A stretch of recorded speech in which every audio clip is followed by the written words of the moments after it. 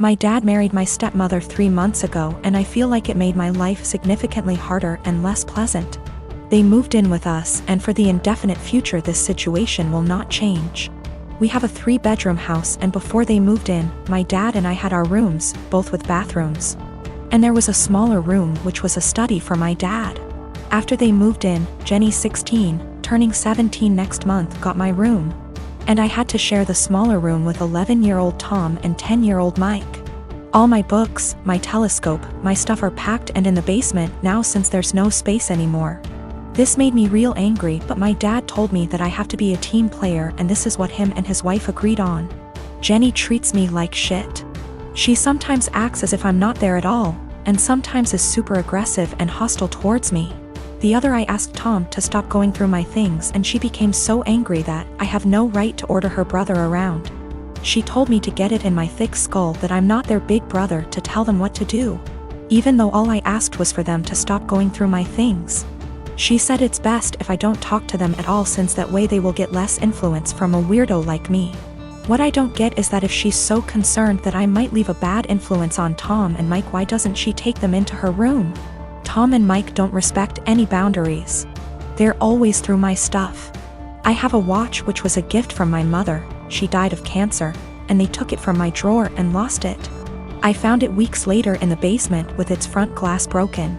Before they moved in, I used to get a $100 allowance every month. Now Jenny gets $75, I get $35, and Tom and Mike each get $30. I had an Xbox, but these kids broke it down. I used to spend a lot of time with my dad. He used to come see me play basketball almost every week. He hasn't done it even once in the past 3 months since he's always working overtime. We eat out once a week, and none of them in these 3 months have been to any of my favorite places, but Jenny, Tom and Mike have each chosen their favorites more than once. I complained about all of it to my father last week, and he told me that family is all about sacrifices, and I have to make mine. Haven't I made enough sacrifices already? I feel like I'm the only one making sacrifices. I looked forward to them moving in here, but I now feel like an outsider at home. It's not my home anymore. Life has become very difficult for me. I spend as much time as I can outside because inside is so frustrating, but this is causing problems as well. My dad keeps telling me that not being around means I'm not accepting them as part of the family, while in reality it's the opposite. So I get grounded for not being around, and being around is horrible. I don't want to live here anymore, but I'm only 15 and can't move out. I have nobody else who can take me in. I can't stay here for 3 more years. I'll go crazy. I often fantasize about running away at night, but I know that's also as horrible, if not even more. I am a 17-year-old female, and I still live with my mom, my stepdad, and my 2 half-siblings, 5 and 7 year. My dad died when I was 5, driving me to the hospital. Mom didn't want to pay for an ambulance. He died in the crash, and my leg and spine got busted up in a way that has left me needing a cane pretty much ever since. My stepdad's always been a little distant with me. He likes to make jokes about how I'm an early blooming black widow. I think he gets that from my mom, who blames me for my dad's death. I do too. It is my fault after all, so I don't push back on it.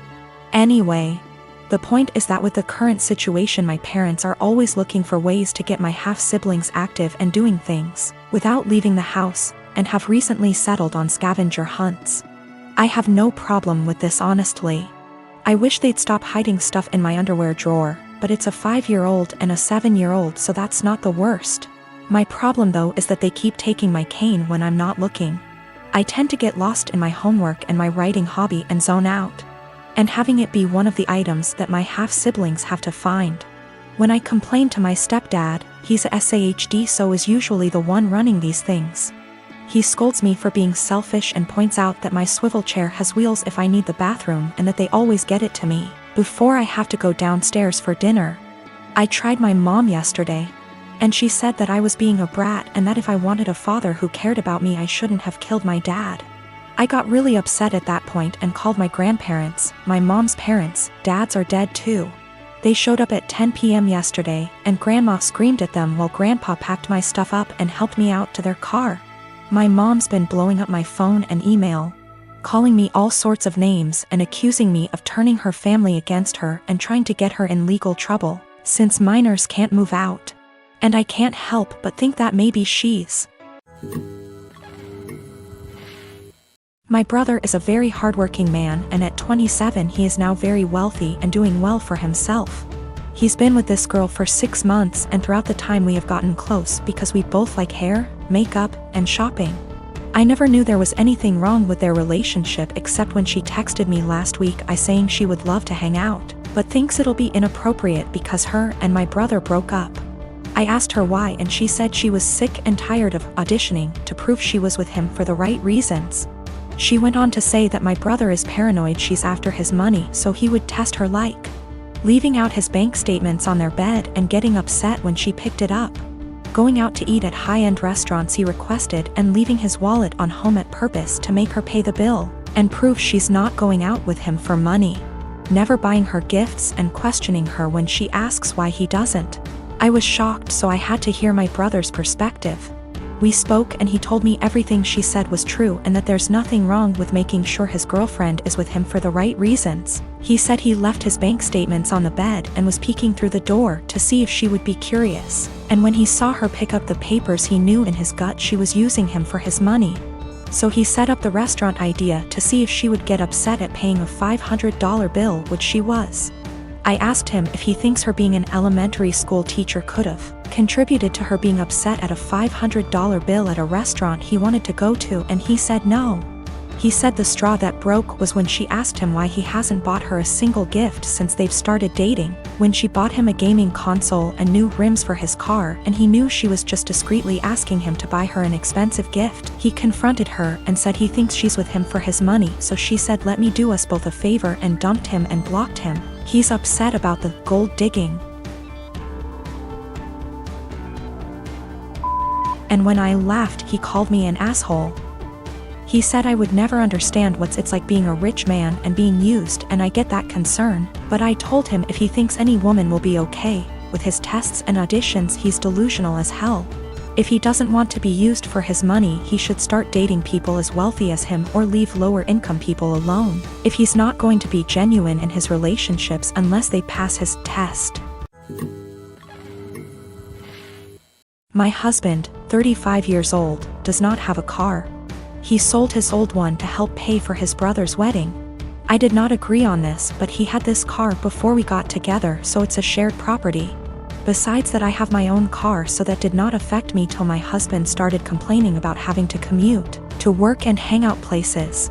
He tried to get me to let him drive my car several times, but I stood firm and put a boundary, making him understand that my car will never be driven by him. One of the reasons why is because of how bad his driving is. His brother lives out of town. My husband asked if he could drive my car to the wedding, but I refused, but not because I'm not invited. Another story for another day, because like I said, my car is off limits. He threw a fit, calling me unreasonable to let him take public transportation because he can barely stand it for 10 minutes, let alone hours. I said it wasn't my problem, which irritated him but made him stop arguing about it. The day that he was supposed to travel out of town, I woke at 10 a.m. and couldn't find my car key. I went outside and couldn't find my car either. I was beyond pissed. I called him, and like I expected, he took it and was on his way to the other town. I lost it and told him I gave him no permission to take it for a whole 5 days, and said that if he won't turn around with it and come home, then I'd call the cops and report it missing. His response was, "You wouldn't dare do it 'cause you know what would happen." I hung up on him, then immediately called the police and told them about my situation. I did not tell them my husband took it because they'd think it's a family dispute and decide to not get involved. I just reported it missing. 2 hours later, I got a call from my husband saying he was back in town and was being held at our local police station. I went to the station and talked to the cops. My husband made a scene there, swearing over and over that I gave him permission to take it, and said I was acting out of jealousy and spite because he was going to attend a wedding that I was not invited to. I took my car and went home, but he had to stay a little longer. He came home in the evening and went on a rage fit about how I created an awful situation and almost caused him to miss his brother's wedding. He called me vindictive, bitter, and a lunatic to call the police on him and try to accuse him of stealing my car. He had to leave the same day to be able to be there with his family and decided to extend his stay, and he still hasn't gotten back yet. Right now his mom and brother are blasting me for what happened and calling me spiteful.